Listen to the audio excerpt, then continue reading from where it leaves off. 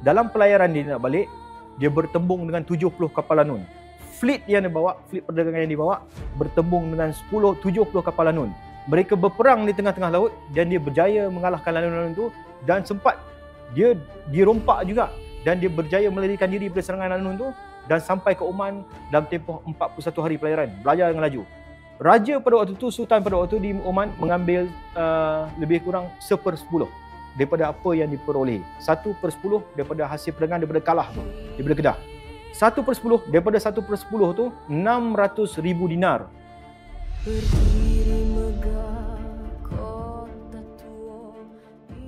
Ini lebih kurang dalam 700 masih. Semasa Rasulullah SAW baru wafat, dan semasa itu perkembangan Khalifah Ar-Rasyidin tengah berkembang. Kan? Kita dah kaya. Pelayar-pelayar Arab dah mula masuk ke sini. Mereka mengenali satu kawasan yang bernama Zabaj pada waktu itu kan. Zabaj pada waktu di kawasan ni lah. Mereka belum kenal lagi Al-Jawah. Al-Jawah mereka kenal semasa kurun ke-12. Tetapi Al-Zabaj di kawasan ni mereka dah kenal pada waktu. Bayangkan, di dalam Ajaibul Al-Hind, kitab Ajaibul Al-Hind dari sini. Ni. Ini dah diterjemahkan. Saya dah jumpa lah publisher dia itu kan. Tapi penulis dia saya tak jumpa lagi. Penterjemah dia. Dalam Ajaibul Al-Hind menceritakan pada kurun lebih kurang pada 900 Masihi. Ini kisah pelayaran seorang pelayar Arab daripada Kedah. Pelayar Arab datang ke Kedah. Apa yang dia dapat? Okey, di dalam ni dia menceritakan tentang rekod pelayaran yang dicatat oleh seorang yang bernama Nakhoda Ismailiyah. Ni Ajaibul Al-Hind. Rekod ni Nakhoda Ismailiyah dia menceritakan bagaimana dalam perjalanan dia membawa hasil kekayaan yang diperolehi daripada Kedah, dikalah pada waktu tu, dia naik satu kapal untuk balik ke tempat dia. Dalam pelayaran dia nak balik, dia bertembung dengan 70 kapal lanun. Fleet yang dibawa, fleet perdagangan yang dibawa bertembung dengan 70 kapal lanun. Mereka berperang di tengah-tengah laut dan dia berjaya mengalahkan lanun-lanun itu, dan sempat dia dirompak juga, dan dia berjaya melarikan diri dari serangan lanun itu dan sampai ke Oman dalam tempoh 41 hari pelayaran, belajar dengan laju.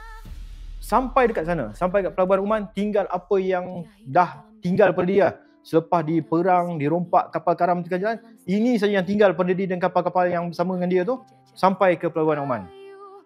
Dan sampai ke sana untuk berdagang, dia dikenakan cukai pada waktu tu.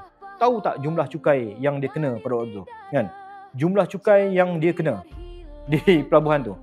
Raja pada waktu tu, Sultan pada waktu di Oman mengambil lebih kurang 1/10 daripada apa yang diperoleh. 1/10 daripada hasil perdagangan daripada kalah tu, daripada Kedah.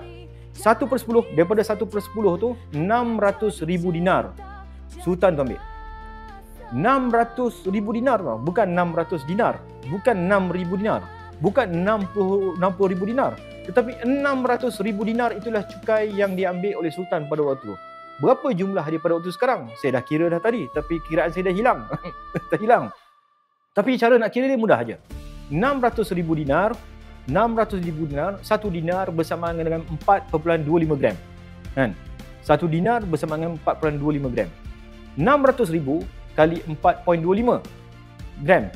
Lepas tu kali pula dengan harga emas pada hari ini. Harga emas pada hari ini ialah RM501 kan. Kalau tak silap saya lah RM501. Kalilah.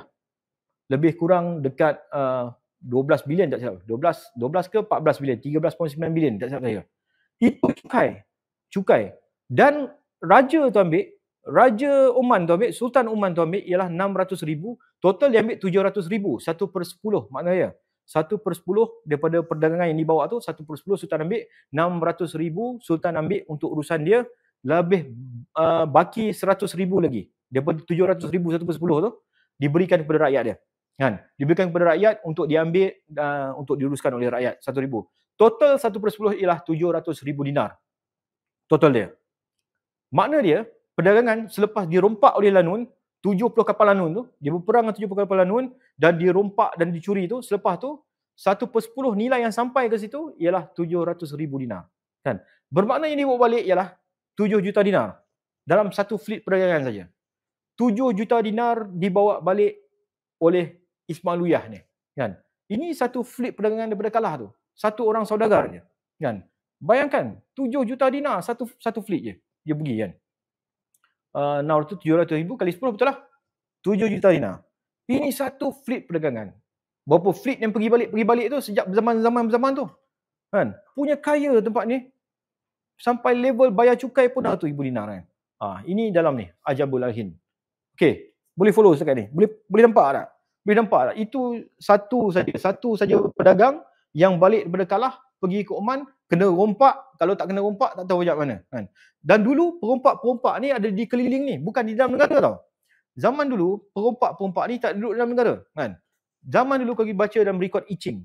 Rekod I Ching semasa dia datang sini, dia belajar, dapat ilmu Buddha dan sebagainya, ilmu Sanskrit, dia pergi sini dengan aman, dia rasa tenang. Semua catatan ini mengenai ketenangan. Masa nak pergi ke Nalanda, masuk ke India saja dia kena rompak sampai 3 cawat kan. Sampai 3 cawat. Sampai ke sana belajar pun balik pun kena rompak lagi sampai 3 cawat kan. Perompak-perompak ni berada di luar daripada kawasan ni. Tapi sekarang ni zaman ni perompak berada di dalam kawasan ni. Kan? Itu beza di kita dulu dengan sekarang kan. Okey. Boleh follow. Okey, kita pergi ke komen balik. Boleh ya sikit-sikit supaya saya tak lepas tuan-tuan punya komen.